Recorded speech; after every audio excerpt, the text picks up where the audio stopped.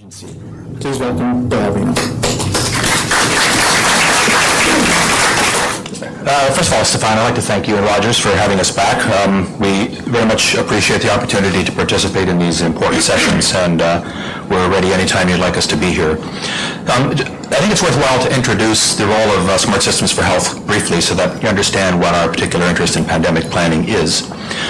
Smart Systems basically is intended to provide the infrastructure and the application support for the electronic healthcare system for the province, starting with the communications enablement. And the ultimate plan is that all healthcare providers in the province of Ontario, which are estimated to be about 170,000 people, will ultimately be hooked up to and fully accessible to our managed private network. That will include everyone in the public health systems, the hospital systems, and all of the primary care, secondary care, long-term care people. So our job really is a very central one in the case of pandemic, and we have a number of people at Smart Systems who were there for the last pandemic who can provide much perspective and painful lessons learned. And it really boils down to two things. Our job in the case of another pandemic, at least a pandemic that goes beyond level 3, which is where we're presently at, is to do two things. First of all, is to minimize illnesses and death amongst our own employees. So we have a duty of care to our employees, which we take very, very seriously. And secondly, and equally important, it's to keep our systems and services up and running during a pandemic, and we expect that will be done under demanding people. Good morning. Thank you, Stefan, for the introduction. In my opening comments, I would like to briefly reiterate the importance for employers to consider and develop pandemic plans to deal with the potential public health emergency. I'd also like to set out 3 primary issues that employers should consider for planning for and dealing with a pandemic. Medical emergencies in the workplace are not a new phenomenon. Health and safety legislation and workers' compensation legislation have been in place for decades to provide guidance for employers regarding injuries, illnesses, and avoiding workplace accidents, as well as compensating affected workers.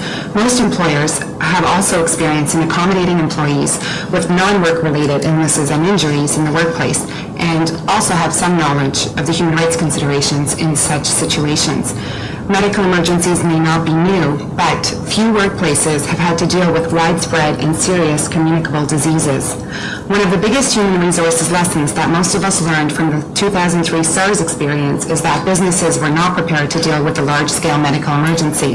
Given that history, and with the many recent incidents that point to the potential for a worldwide avian flu outbreak, it is critical that businesses review policies and procedures in place to ensure that they are prepared for the next medical emergency. Lawyers who practice in the areas of labor and employment law representing employers can advise employers of the various legal and practical issues to be considered in dealing with the public health emergency. Thank you. Good morning. So I guess the question is how prepared are we? And let me just say that I think the fact that having this meeting this morning and listening to the comments by the number of different from different areas, how far that we've come since 2003 as a result of SARS, and also because of the concern that we've heard about avian influenza and H5N1 and the fact that we're due for a pandemic and the consequences of a pandemic. We have really made really great advances. Are we ready? Of course not. We'll never be ready. This is, you just have to continue to prepare and hope that you're each day that you're a bit better prepared than the last. A good friend of mine, Ron Gold, who was the head of pediatric infectious disease at Sick Kids, he joined the staff in 1982, and one of the first assignments he had was to sit on the pandemic planning committee. And he said that in the last 3 years, they've made more advances on that committee than they had in the last 20 years. Good morning, and thank you for being here. I'm actually very excited to be here because what I do as a family physician is all about prevention. And this is a phenomenal opportunity to talk about some of these things face-to-face, and some people far away, but we're using some incredible technology to move information around. What an exciting time to be working in and to be doing this type of work in terms of prevention. So as a family physician, I thought it would be important to be here to represent people, because it's one thing to talk about pandemic when we talk about big picture pandemic. What happens when we talk about pandemic in terms of the person? the individual. Now you're a patient. What does pandemic mean now? Well, it's a very important issue, and my job as a family physician is to do just that, to inform. There's a lot of information out there, and how can we distill that information down and make it palatable, informative, and simple so that people in the community can actually use that information for best outcomes. And that's what I do in general in terms of all health. Please welcome Dr. Selman. Thank you. I believe Ontario has a unique healthcare system that employs very high quality, motivated, and capable individuals. However, notwithstanding that, I'm very concerned that we are not currently prepared for a major pandemic event or disaster.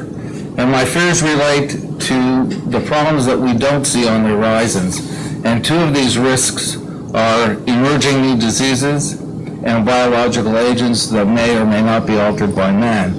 And as such, when we look at the psychology of the public and people, we have to prepare in our plans for the worst case scenario.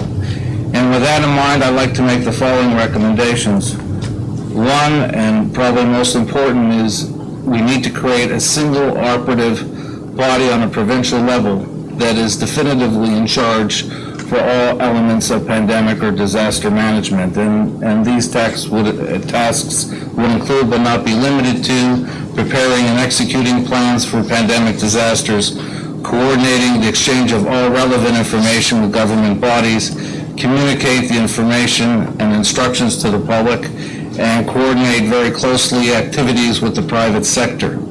And in continuation to that, based on my clinical and military experience, we need the development of a tripwire system whereby first responders would be trained to identify high-risk cases. Thank you, Stefan. I've also had the opportunity to be the IT representative on Nortel's pandemic planning team. You're likely asking yourself, why does IT matter in pandemic planning? Well, I'll try and answer that for you. Obviously, your number one priority during a crisis is to keep your people out of danger. But if you're in emergency response or in healthcare services, you also need to keep the organization operational because others are counting on you. IT can help with both of these objectives. How? There are 3 key points to remember. First, IT can help you mitigate risks by implementing technology solutions to enable operational continuity. So think about some of the things that Bill had mentioned earlier. Data networking, access to always-on voice communications, unified and collaborative communication solutions. These are all enablers for you as you're dealing with pandemics. IT can also help implement mobility solutions to enable the continuity of these operations. Good morning, and thank you for the invitation to participate. Pandemic really comes down to, I think, on a local level about community resiliency and looking at the different elements, what makes a very resilient community. So as a municipal official, we really have 2 roles. The first one is obviously the continuity of our own key government services, whether it be in the public safety and the public service, police, fire, EMS, providing garbage pickup, maintaining, sewers and water supply and so forth. That becomes critical during any emergency. And so during a pandemic, our first role really is going to ensure that as our own corporation, that we are able to deliver key critical services.